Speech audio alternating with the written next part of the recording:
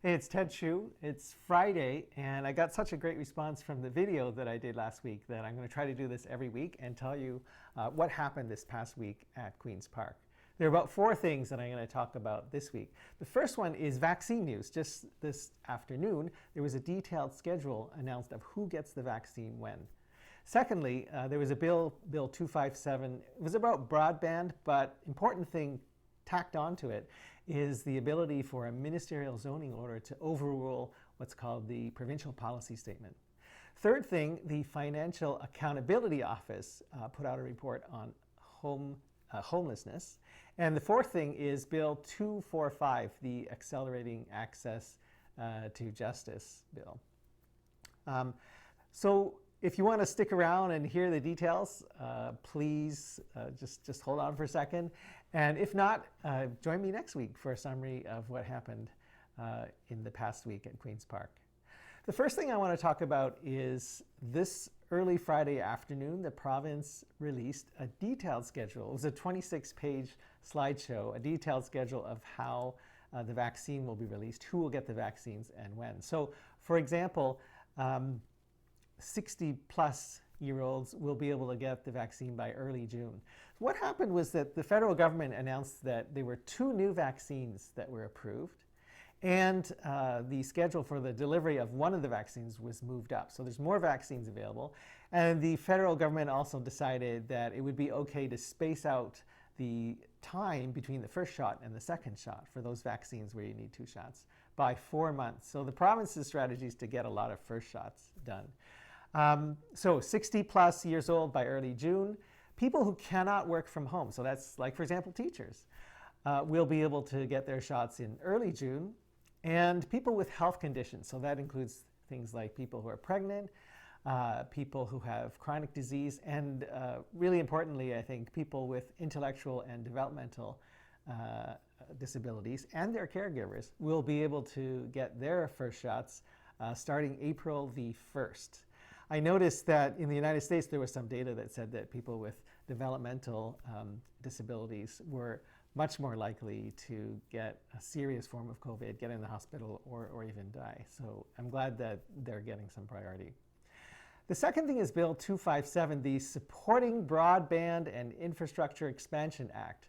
Now, all that does, for the most part, is to allow broadband access through municipal electricity grids. But there's a piece of it that tacks on, which allows a Ministerial Zoning Order to overrule the Provincial Policy Statement. And what that will do, for example, is there's wetlands, Duffins Creek, provincially significant wetlands. There's a development that's been allowed by a Ministerial Zoning Order, and it's being challenged. In fact, this government has used Ministerial Zoning Orders a lot to just overrule the whole consultation process. And so what's that all about? Well, you know, bylaws, they affect your daily life in the city. Those are supposed to implement the general policies in the official plan of a city. And then above that, there's the provincial policy statement. And now we're putting the discretion of the minister on top of the provincial policy statement on land use. And the problem is that it's being abused, and we are building on provincially significant wetlands. In southern Ontario, at least half of the wetlands have disappeared because of development, and that's, I think, not a good thing. The third thing that I want to talk about is the Financial Accountability Office report on homelessness. So I saw a disturbing statistic from Statistics Canada earlier this week, which is that the top 20% of income households, they have, through the first 3 quarters of 2020, the pandemic year, saved something like $53,000. The bottom 20% of income, their savings has been negative $22,000. So they've been hurt by the pandemic. And I think, you know, that's really confirmed anecdotally as well. So the problem is, when it comes to housing, it's the bottom 20%, maybe even the bottom 40% of income households are the ones who suffer. We all know that due to lots of factors, many of them sort of overall big picture economic factors, that housing is very tight. It's tight around the world in cities, and it's tight across different income sectors. And it's not clear, for example, in Kingston, whether all the new building is how quickly that will help lower income households who have needed help for a while now. Well, the Financial Accountability Office said that from the 4 years between 2014 and 2018 or so, the province was spending something like $856 million a year on housing. But going forward from 2019, going forward the next 8 years, the spending's only going to be $696 million. So the spending is going down, if anything, and that's not consistent with the province's goal to end chronic homelessness.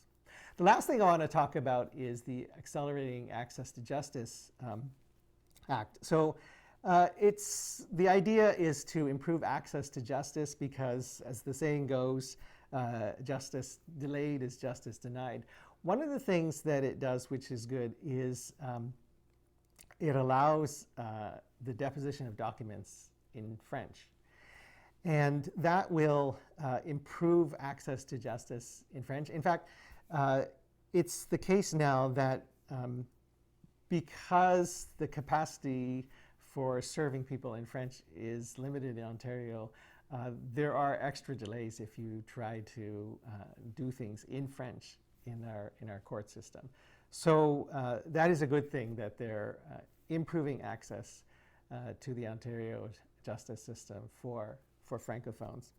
One thing that's a little bit questionable about this act is that the committees that recommend appointments to the minister, instead of giving 2 names to the minister, they're going to now be asked to give 6 names. And so the problem is that it'll be easier for the minister to pick and choose, maybe make patronage appointments. So that's a weakness of this legislation that has been questioned this week.